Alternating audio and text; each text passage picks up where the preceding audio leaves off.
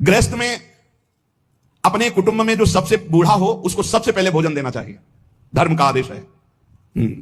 यहां बहू और लड़का कॉफी और समोसा और चाय छान रहे हैं और बूढ़े टुकुर टुकुर हेर रहे हैं, अगर कुछ कहें भी तो डांट देंगे, तुम्हें घर में तो रहना है, बना लेना चाहे पी लेना, हमें ऑफिस जाना है, और ज्यादा बात किए तो 2-4 थप्पड़ मार दिए मां के पिता के। कुटुंब में सबसे पहले भोजन का अधिकार किनको है? गरम गरम भोजन बना के पहले वयोवृद्ध, फिर दूसरा अधिकार बच्चे, फिर तीसरा अधिकार अपने जो आए हुए जन हैं, जो घर के जन हैं। बनाने वाला सबसे बात के, ये नहीं कि बनाने वाला पहले चक्क छान के फिर जो बनाया सो परोस दिया। ये वो रसोई में कभी कमी नहीं हो सकती जो ऐसी रसोई होगी।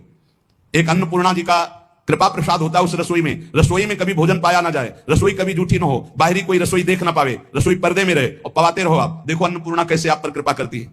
लेकिन यहां तो ऐसे दलित दुराए की हद है, वो उतार के रखा, धुआं निकला, मुंह में डाल के खा रहे हैं, वही खा रहे हैं, परोसा। ना भगवान से मतलब, ना भगत से मतलब है, ना बूढ़ों से मतलब है, ना, ऐसी दलिद्रता छाई हुई है रसेंद्री जनेन्द्री की, पूछो मत।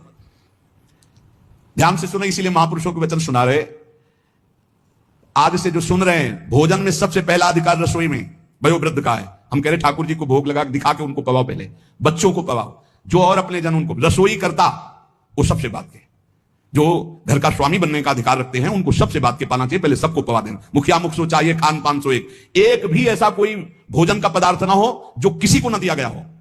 छुपाव नहीं होना चाहिए। रसोई में जो बने सबको, पंगत में जो परोसा जाए सबको नहीं परोसा ही ना जाए, ध्यान रखना, नहीं इससे अपराध लगता है। 20 को कुछ और, 30 को कुछ और, 50 को कुछ और, ऐसा एक मुखिया मुख सो चाहिए, खान पान सो एक। घर में जो चीज बनाओ वो सबको बराबर दो। ऐसा नहीं होना चाहिए कि आप अपने लिए कुछ अलग, उनके लिए कुछ अलग। जब अपनी मोह वृत्ति होती है, सत्संग का ज्ञान नहीं होता तो अलग अलग होता है, बहुत विचित्र होता है, बड़ा अपराध बनता है। दूसरा,